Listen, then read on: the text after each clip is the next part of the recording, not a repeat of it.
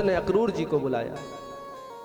अक्रूर जी आए, अक्रूर जी से कहा आप वृंदावन को जाइए और जाकर के दोनों भाई कृष्ण और बलराम को लेकर के आइए। अक्रूर जी महाराज ने कहा महाराज ये मनोरथ तो सब करते हैं कि मैं ये करूंगा वो करूंगा वो ये करूंगा, लेकिन जब तक भगवान की कृपा नहीं होती तब तक किसी के मनोरथ पूर्ण नहीं होते। कंस जो है मनोरथ तो बहुत कर रहा है भगवान को बुलाने का, लेकिन भगवान की कृपा उस पर हुई नहीं थी। आज अक्रूर जी को भेजा। अब अक्रूर जी महाराज रथ लेकर के चले हैं और रथ लेकर के जब चले तो मथुरा से वृंदावन की दूरी 14-15 किलोमीटर की होगी। अब सुबह से निकले हैं, शाम हो गई, लेकिन अक्रूर जी महाराज वृंदावन नहीं पहुंचे। और जब वृंदावन नहीं पहुंचे महाराज तो कहा रास्ते भर किया क्या? तो कहा है, सुखदेव जी कहते महाराज ये जीव जो है, हम सब जीव ही हैं, तो जीव जब भगवान के पास जाता है तो बहुत सोच विचार करता है।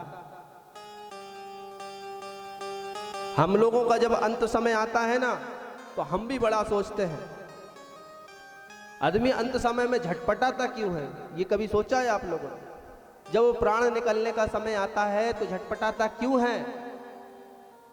क्योंकि उसके जो किए हुए कर्म हैं उसको दिखने लगते हैं, और जब वह अपने कर्मों को देखता है कि मैंने किसी के साथ छल किया है, किसी से झूठ बोला है, किसी के साथ बेईमानी की है, जब ये सब चीजें देखता है तो वह तड़पने लग जाता है। आज अक्रूर जी महाराज जो है भगवान के सन्मुख जा रहे हैं, तो भगवान के पास जाने का प्रयास कर रहे हैं, तो ये सब बातें अक्रूर जी महाराज सोच रहे हैं। क्या सोच रहे हैं? यह सोच रहे हैं कि हे प्रभु,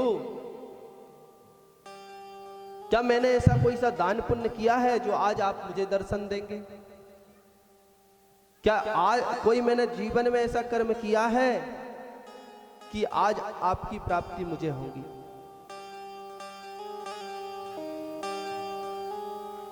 अक्रूर जी महाराज सोचते हुए जा रहे हैं, और जहां भगवान का ध्यान करने लगते हैं उनकी समाधि लग जाती है, और फिर जैसे ही ध्यान आता है वैसे ही रथ को चलाना प्रारंभ कर देते हैं। थोड़ी दूर चलाते हैं, फिर समाधि लग जाती है, फिर रोक देते हैं रथ को। तो इस प्रकार से रोकते रोकते शाम को पहुंचे हैं वृंदावन। जब शाम को पहुंचे तो कृष्ण और बलराम जो थे वो गैया चरा करके आ रहे थे, एक दूसरे के गले में हाथ डाले हुए आनंद के साथ चलते आ रहे थे।